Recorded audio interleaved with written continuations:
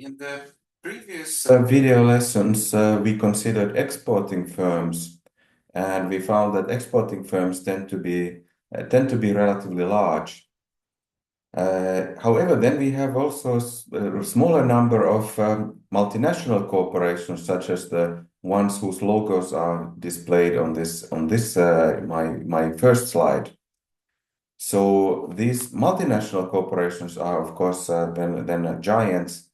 And let's start with this example of the Ford Motor Corporation which I took from the core economy 1.0 textbook. So this diagram indicates the employers of Ford Motor Corporation in different countries around the world. So of course, the Henry Ford originally started the company in the United States. But in 2014, more than half of the employees of Ford were abroad. The largest shares in China, Brazil, Germany, Thailand, and Turkey. So this example illustrates that for this kind of very large corporations tend to have also activities including manufacturing also in other countries. So what does the multinational mean? That doesn't actually have like a very specific globally accepted definition. By multinational corporation, we generally understand a corporate organization that owns and controls production of goods and services in at least one country other than its home country. Okay, so if you think about the statistics in the United States, then U.S. company is considered foreign controlled and therefore subsidiary of a foreign-based multinational if it's already 10% or more of its stock. If it's held by a foreign company, then it's already considered to be high enough to have this kind of control over the company. So already 10% share of the stock is enough in the USA. There's also other definitions instead of having this ownership. For example, Black's Law Dictionary defines a company as a multinational if it derives 25% or more of its revenue from out of home country operations. So these kind of definitions and shares somewhat differ from one country to another. Then there's also sometimes multinationals are referred to as stateless or even transnational.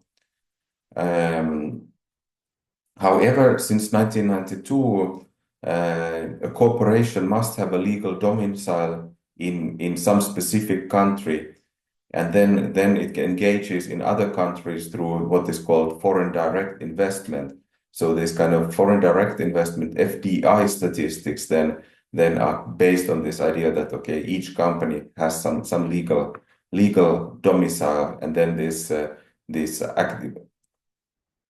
activities in other countries then are subsidiaries.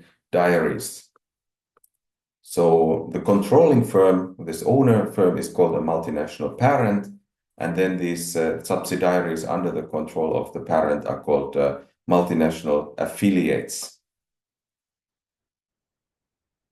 So I tried to find some data of multinational corporations in Finland. So I could find from the Statistics Finland this kind of table, which is somewhat dated already. It's from year 2012. So this describes the share of companies with a corporate structure, which so a corporation can have affiliates both domestically but also abroad. And so this table recognizes three types of corporations.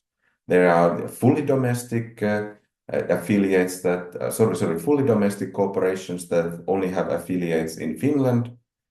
Then there exists Finnish-owned multinationals and then foreign-owned multinationals. And Perhaps this yellow and the red part are the most interesting one. That although there is a large number of these fully domestic corporations in Finland, the share of personnel is only 24%, and share of turnover is only 17%. So these fully domestic corporations tend to be smaller, both in terms of employment and turnover. But then if we consider these multinationals, then there's not really large difference in the if it is Finnish owned or foreign owned multinationals. So this share of personnel and share of turnover are somewhat in hand for both groups. So I mentioned that this data is somewhat already old.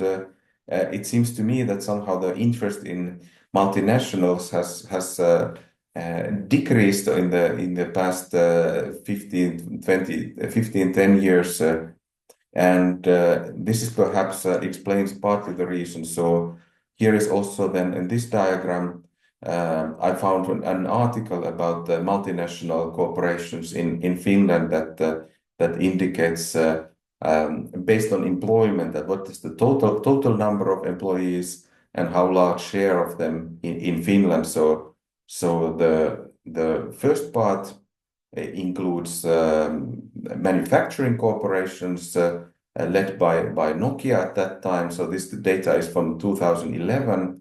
And then there is service industry firms on the bottom part of the figure.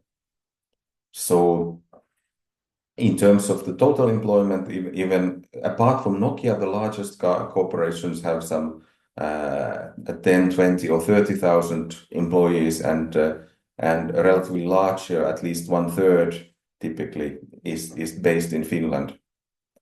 So Nokia used to be this kind of flagship of Finnish industry still in 2011. But then if you think of